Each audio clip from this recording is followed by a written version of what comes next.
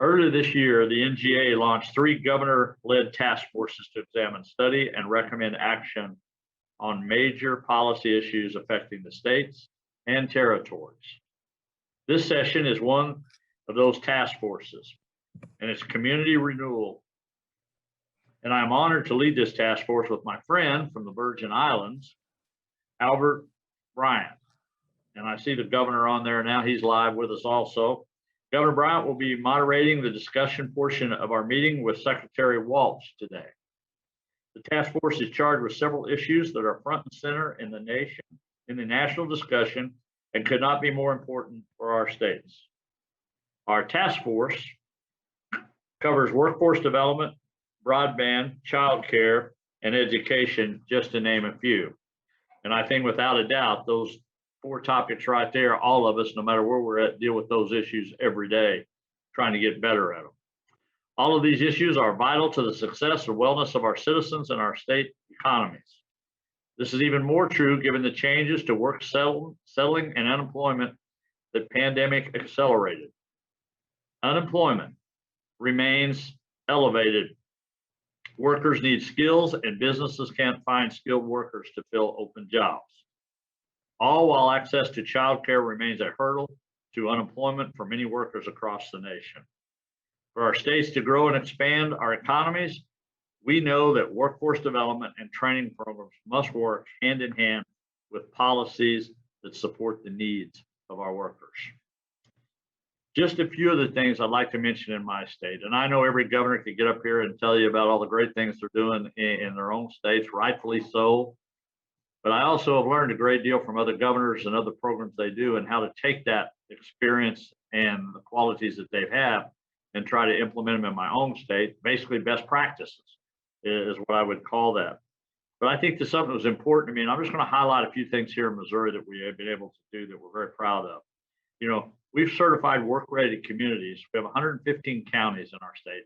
102 of those counties are now certified as work-ready communities for our businesses and our college kids, and to be able to prepare them for the workforce of tomorrow. Our technical schools and career centers, we're preparing for the future generations of jobs tomorrow. Needless to say, workforce development infrastructure has been a priority 3 years ago when I became governor of the great state of Missouri. You know, and trying to really implement these programs to where they really have a way, one, to be able to judge those programs, and 2, are they really working? And I think those are some of the things that we did. I think the one thing that's important as we talk through this today is how important we listen to the private sector, along with our education entities that are in our institutions or in our state, and make sure we're partnering with them.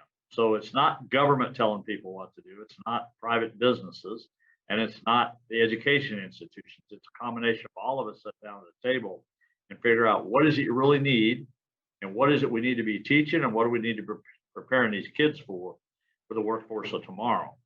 You know, Fast Track was a program we started here in Missouri that we really did for people 25 years and older, that they can go back and get free education, free training, free school, free skills that we can now put in place for high demand jobs.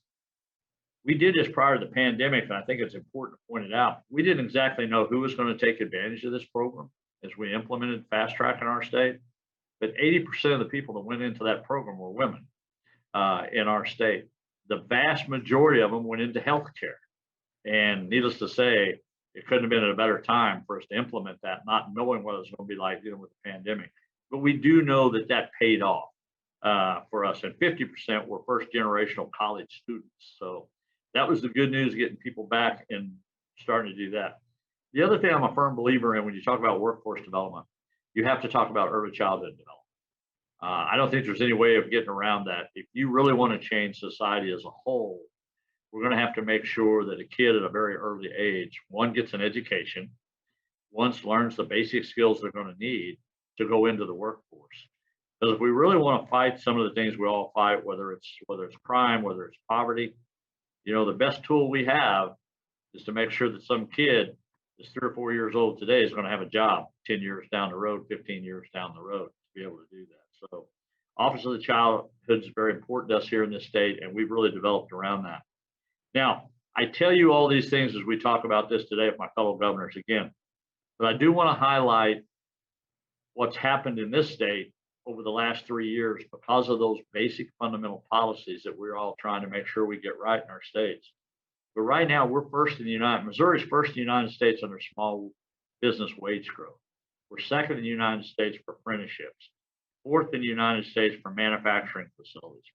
We're seventh in the United States for people wanting to come to our state, to want to come here and move. We're eighth in the United States for best places for nurses, ninth best state in the United States for military retirees, 10th in the United States for new business expansion, and 11th in the United States of site selection. Yeah, there's nothing I like better than bragging on my state, to be able to point that out. But what I do tell you that what I just told you are something we compete with every day. All states would like to be in this position. And I think by making sure we get the workforce development pieces and the infrastructures, regardless where you're at, I think those are the key to moving workforce to a new forefront. And if you look at the economy of the country and our states, we all have to have this issue. And I think when you look where we're at today, with the unemployment rates that we have, our unemployment rate's at 4.1 here in the state, but we literally are struggling to get people back to work in almost every aspect of the market. We're still trying to make sure we're getting people back to work. So the challenge long term, I do believe, goes back to that early childhood development, making sure we get kids the opportunity to get an education and we get them in the workforce. That's how we win in the long term.